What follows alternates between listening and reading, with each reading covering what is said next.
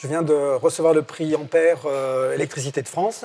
Donc, je l'ai reçu le 27 novembre sous la coupole, dans un décor assez impressionnant. C'est un prix qui récompense un physicien pour son travail ou ses contributions. Il a été attribué pour 3 contributions principales.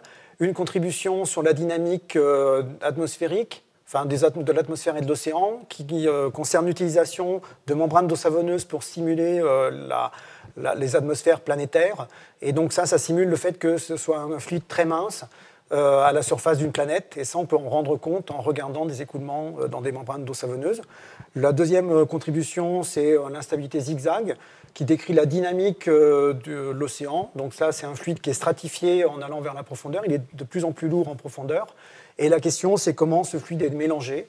Et donc, on a proposé un nouveau mécanisme qui mélange ce fluide et qui semble cohérent avec les observations et qui, à l'heure actuelle, est transféré dans les modèles de prévision climatique.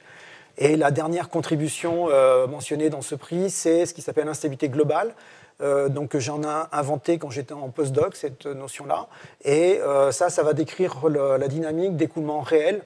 Comment est-ce qu'on peut décrire par une théorie de stabilité et qu'est-ce qu'on peut tirer de cette théorie de stabilité pour le contrôle de ces écoulements pour un écoulement réel, donc une configuration compliquée où il y a un moteur, où il peut y avoir une géométrie aussi compliquée qu'on veut, mais où on peut avoir un modèle théorique pour abander la stabilité de ces écoulements. Donc c'est un prix qui me fait particulièrement plaisir, parce que c'est un prix qui a été distribué à des physiciens très prestigieux et que j'admire. Donc en particulier, Pierre-Gilles de Gennes était un des premiers à recevoir ce prix et je suis très fier de m'inscrire dans les traces de Pierre-Gilles de Gennes, même si je ne prétends pas avoir des pas aussi grands que lui.